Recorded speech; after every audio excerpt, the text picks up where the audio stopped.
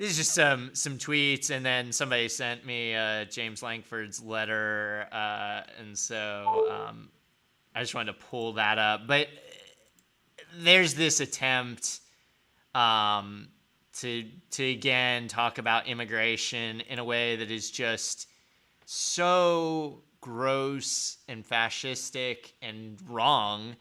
I mean, just to give you, so like the argument, like Stephanie Bice to say, it tweeted out that like, while the Biden administration threatens Americans with more lockdowns, which is a lie, they are doing nothing to stop the super spreader event happening at our border. 18% of migrant families leaving Border Patrol custody are COVID positive. Enough is enough.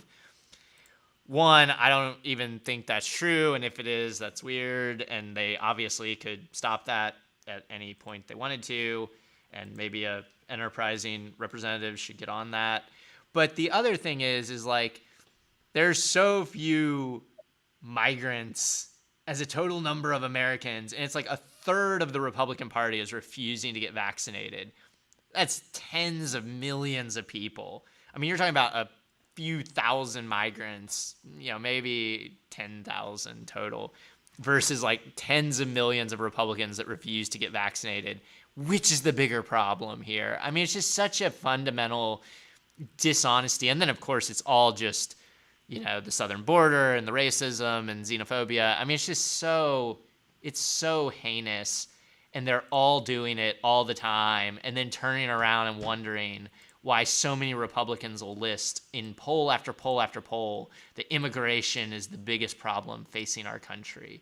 It's like, when you lie to the people, when you make up shit that's not true, when you do statistical analysis that's just bullshit, and then put out press release after press release about it, and then you wonder, why do people hate immigrants? Why do people think these things? Like, it's you, dumbasses. Like, it's you.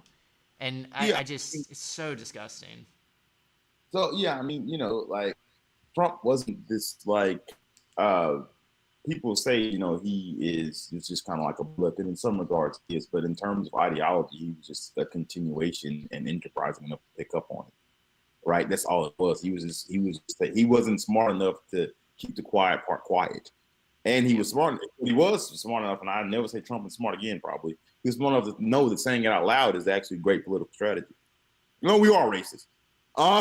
But I'll say this, and I have to go. Oh, how the mighty have fallen, James Langford. Langford just knew on January 6th, James Langford woke up and was like, today is the first day towards President James Langford. I just know it is.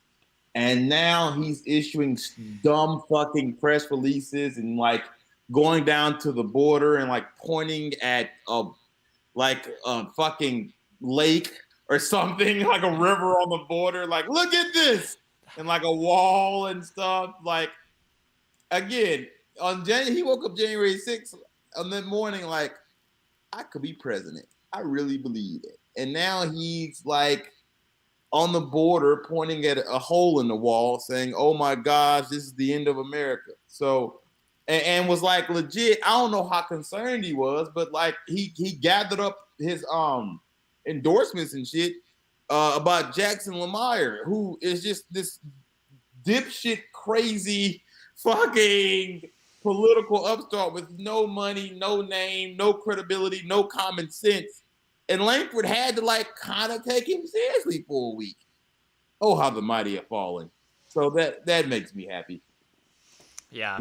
I mean, yeah, his letter it's really pathetic. Like, it's just like the rehash of all the conservative boogeymen in just like the most boring, wordy, like nobody reads this shit way. It's like, once you've had the real thing, the undistilled version of Trump, like, you're not going back to like freaking Jimmy Langford's. Racism soft, like Yeah, like, racism light.